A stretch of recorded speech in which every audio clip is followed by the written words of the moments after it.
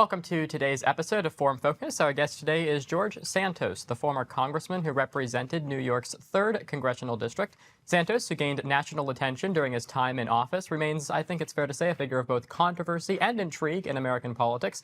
His tenure was marked by bold positions, public scrutiny, and no shortage of headlines. Santos and I will discuss the state of American politics, his reflections on his time in Congress, and his perspective on the challenges facing the United States today. Former Congressman George Santos, thank you so much for joining us. Thank you so much for having me, Wyatt. Of course. Let's just start out. Obviously, this is a very pivotal moment for the United States. We're marking the first time since Grover Cleveland that someone will be sworn into a second non-consecutive term. What are you kind of looking out for over the course of the next 4 years, as it relates to what Donald Trump will try and accomplish? Well, now we know it takes a New Yorker to serve 2 non-consecutive terms. That's official.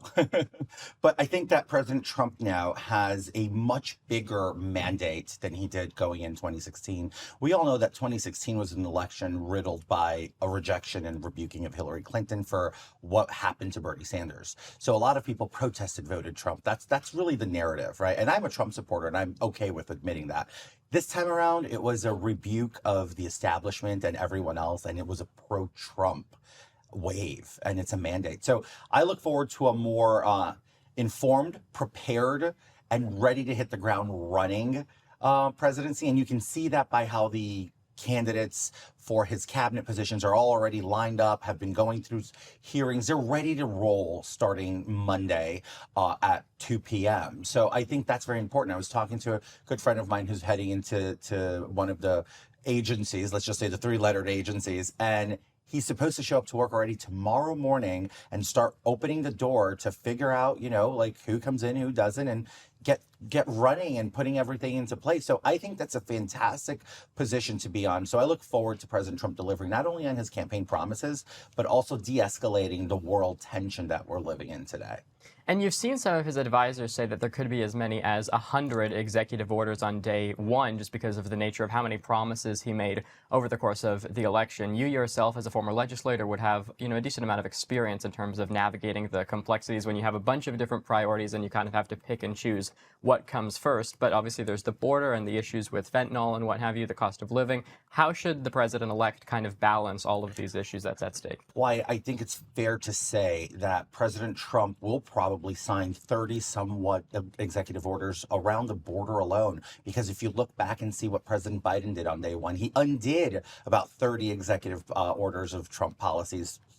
So I think it's fair to say that about those 100 speculated orders, 30 are for the safety of our sovereignty and for the safety of our youth and for the safety of our country. So I think it's fantastic. Is he going to break records? Absolutely. Is he going to do things that are unprecedented? Absolutely. But I think we're sitting in a time of transformation, and it's going to be a transformative administration. I think he learned a lot from his past term in the White House, and I think President Biden gave him the do's and don'ts list, and I think it's more of a don'ts than a do's list, but I think now President Trump's able to, with clarity, navigate this. So I look forward to 200 executive orders. Now, from a legislative perspective, I hope that those executive orders are then looked at by the legislature, and Speaker Mike Johnson takes them up seriously to legislate a lot of these immigration policies instead of having them hang in the balance of an executive order every 4 years. That's a very important thing for the legislator to do, and they're tight margins, and they're going to have to work really hard because you can only guarantee the 2 chambers control for the next 2 years. So. And obviously, a lot of people have come to Washington to witness what was supposed to be kind of a more traditional inauguration outside, and then for weather concerns, they moved it inside. But I think a lot of people were surprised not only that Donald Trump won, but that he won by the margin that he did after a lot of the polls. The media and commentators were certainly expecting Kamala Harris to be successful. From your perspective, why is that 4 years ago, Joe Biden was successful in the type of landslide that Donald Trump was successful with in 2024? 4 years ago, you had a global pandemic that decimated Trump's achievements. It overshadowed all of his accomplishments. A pandemic set on us by the Chinese Communist Party. I mince no words when I say this. I dropped this solely and squarely on their lap, probably with the help of Anthony Fauci, as we've seen documentaries pop up in recent years talking about this, peddling gain of functions out of a virology institute in Wuhan. So when you look at that and accountability for that, that's what really got President Trump in the bind. if you look at President Trump's term all the way up until the pandemic, it was perfect.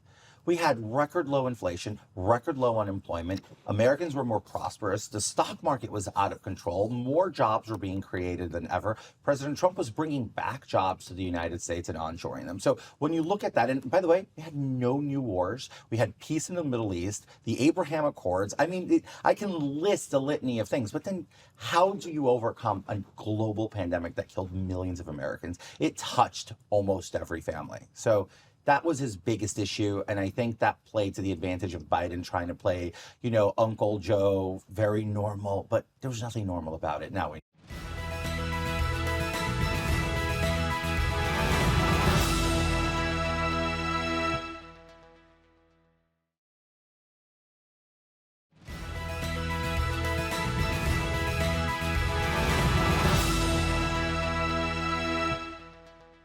And let me ask you about one of the promises that he made, and that was to put an end to the war in Israel, the war in Ukraine as well. He said that he could have it settled, and one phone call was kind of his line that he was using there. Obviously, there was what was looking like it could be a ceasefire with the war in Israel, though Israel's now perhaps not looking to do that as strongly as they were a few weeks ago. From your perspective, are you confident that that's going to happen? And how does he manage the fact that he made a commitment to do something and now it's not looking as if it, could even happen? Well, look, the State Department just 3 days ago was crediting his participation in the incoming administration's participation in this ceasefire role. And I think it's important to say that despite everyone wanting to give all of the credit to President Biden, you need to understand that if it weren't for President Trump's rhetoric and ample warning that if there is no return of hostages by January 20th, they'd be held to pay, I think that's motivation, right? That creates motivation. Now, Bibi Netanyahu, which I support the Prime Minister of Israel, I think he needs to also start shuffling his cards and understanding he will end up losing his coalition government if he backs out of the ceasefire, because then it's going to show that he's the one trying to be inflexible. I'm very prolifically Zionist and pro-Israel, and I want to see a ceasefire. I don't want to see control be given back to Hamas of Gaza, but I do want to see a ceasefire. I do want to see our hostages returned home. As a congressman, in my time in Congress, one of the hostages that now we know was killed on day one, but we thought to be trapped over the last 18 months was Omer Nutra of Plainview, New York. I used to keep a big picture of him in the entry of my office to remind people how close to home this can get. So I do expect to see a ceasefire. I do expect it to happen before tomorrow, but if it takes tomorrow, I'm okay if President Trump needs to pick up the phone and, buck up these guys and shore up their BS and get them on board. And we're looking to see a lot of, obviously, Senate confirmations over the course of, the next few days as well. There's been, I think, some support from Democrats to support some of the nominees. Marco Rubio for Secretary of State is certainly an example of that. But there's also been some skepticism from Democrats towards supporting people like Tulsi Gabbard for Intelligence Director, or even people like Pete Hegseth or RFK Jr. How can kind of the incoming administration navigate that to confirm their nominees so that the issues that you're speaking of that are in really a dire state don't get further prolonged without having these nominees confirmed? Remember that every single nominee will be acting for up to 180 days per the protocol, right? So they'll still be able to do the role with very few limitations, structural and organizational limitations, but they can still discharge their duties, right, as the acting secretaries. Very common for every single incoming administration, as you can recall in years past. But when you look at Tulsi Gabbard, for example, President Trump is entitled to his cabinet picks, and the Senate can advise and consent, right? And that's their role. They don't get to pick who that person is. Tulsi Gabbard, President Trump knew was going to be a difficult pick. She's made a career of not making friends. Personally, I don't care too much for her. But if that's President Trump's decision, I support it. If he believes she can discharge those duties effectively and serve him and the country well, then Tulsi Gabbard should be confirmed. The problem is that politicians play politics too often with serious issues. So when you have GOP senators like Lisa Murkowski and Susan Collins, you might as well just short yourself 2- votes, because it's hard to know where senators like that will land, because they want to ride a high moral ground when Democrats just galvanize and they don't care. They push through and shove down your throat. So I think it's about time Republicans start acting like Republicans. And let me switch gears a little bit and ask you about what comes next for you, because obviously you're here for the inauguration. And so I think a lot of people are just wondering, you're a member of Congress, what's kind of in store for you in your future? Oh, look, I've been doing a lot of work in the media over the course of last year. I think it's notable to say I have fun doing it. I enjoy talking to people. I am very much a people person. I have no ambitions or expectations to return to public office. It's something that came at a very high cost. I oftenly joke, this pin has cost me a fortune, so I'll keep it forever. But the way I look at it is whichever way I can make myself useful and helpful with this administration, whether it's from a messaging perspective or from a grassroots perspective, just making sure that the American people understand what's going on. I know how to dissect a lot of the rumors and the nonsense, and I'm always willing to do it.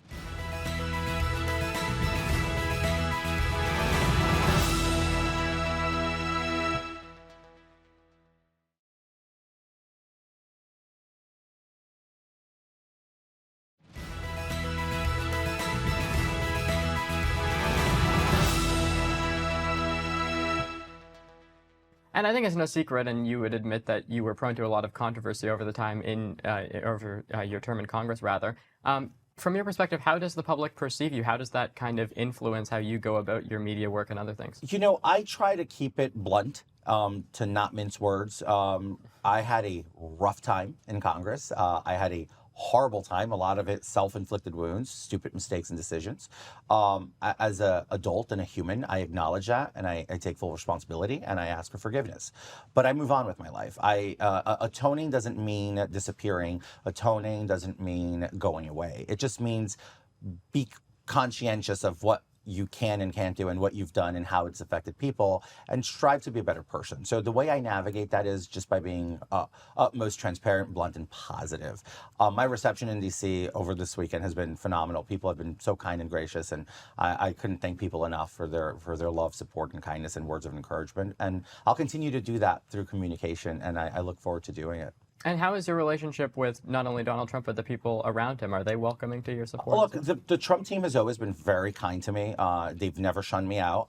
I don't have a very strong existing relationship with the president. I've been with the president a few times in the past, in rooms and fundraisers and roundtables with him. I like the guy. I've supported him. Like I told you before we started taping, you were 5 years old when when he came down the escalator, and I was outside Trump Tower cheering him on. So I was a Trump supporter prior to it being cool. I remember Republicans making fun of me for being a Trump supporter. And now I look at same Republicans, I'm like, oh, I thought it was just, a waste of my time, 10 years ago. So I think this is a full circle, wholesome moment. And I have a great relationship with the family. I saw Don Jr. the other day at an event, and always been very kind to me. And I love these guys. They're America's family, and I really support them.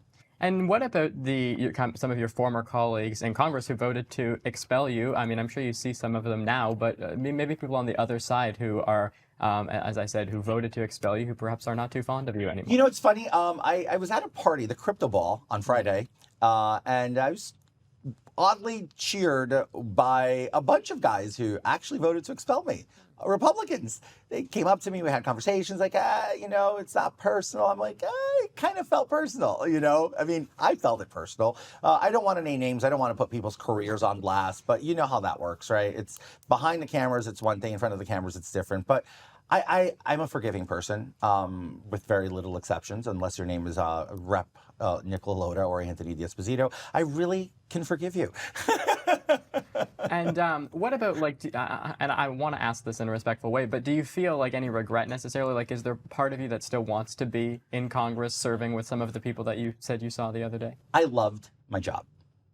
It was the most fulfilling thing I've ever done, because I genuinely am a people's person, and I loved being able to represent people and listen to their plights and their needs. And so it was very fun for me. Like, I enjoyed waking up early, getting into the Capitol, getting my hands dirty and doing the nitty gritty, whether it was getting you a passport or fighting for a recognition of a Purple Heart, all things I've done in office.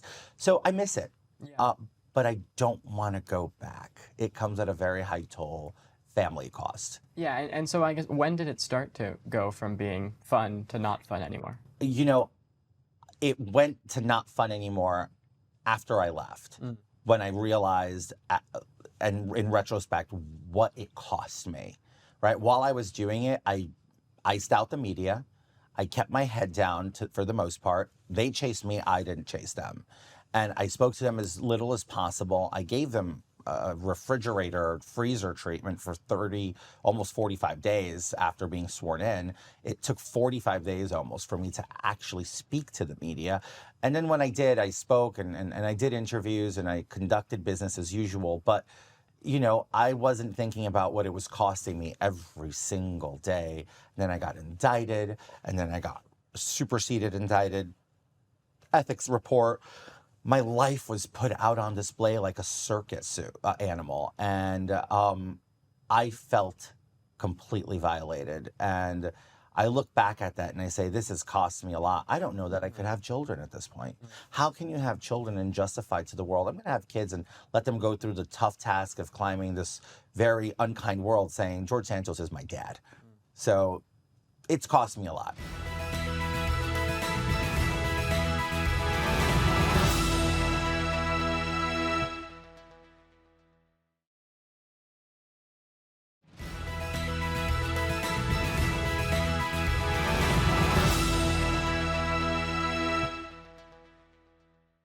And I guess, do you think, like, if you're looking at what played out, that you wish maybe you had a step down rather than being expelled and then facing kind of the, I think it's probably fair to say, humiliation that went along with it? You know what? I didn't face expulsion as humiliation. I felt it as a testament of how DC is corrupted. I did not do anything that rose to the occasion of expulsion. I was denied due process. Compare me to the other 5 people who were expelled before. 3 of them were Confederate turncoats and the other 2 were convicted felons. I was none of those. And they applied a very heavy, arbitrary punishment on somebody who didn't even go through an entire ethics investigation. Therefore, 3 members of the ethics committee voted against expulsion. 2 Democrats voted present, 1 Republican voted nay. That should tell you enough when even the ethics committee feels uncomfortable and not united and galvanized on doing something. So I take the expulsion as a badge of honor because I didn't quit. I'm not a quitter. So I look at it as a badge of honor, and you know what? I'll ride that till my dying breath. So. And just lastly here to conclude, I think a lot of people are wondering about the sentencing and kind of what comes next. I don't know how much you're willing to share with respect to that, but I think it also got delayed a little bit. So kind of what are you expecting on that? Look, it's April 25th, my sentencing schedule. It was pushed back from February 7th for some personal and financial reasons, and the judge granted it a courtesy. The reality is I don't know what to expect. I respect the process. I respect the judge in the case. She's been above board. And I respect the DOJ. I disagree with the DOJ, but I respect them. I think I've had a fairly respectful process, despite some of the language used and some of the rhetoric and some of the politicizing within the DOJ and the attorneys trying. I guess, you know, everybody wants a little bit of media these days. So I understand it. I don't resent them. You know, I actually respect their cordiality, but I don't know what to expect, Wyatt. And that's a tough part, going to sleep at night not knowing what to expect, but I'm ready to face whatever comes my way. All right, we will leave it there. Congressman George Santos, thank you. Thank you so much, Wyatt. All right, that's going to do it for this episode of Forum Focus. Be sure to stay tuned for more episodes.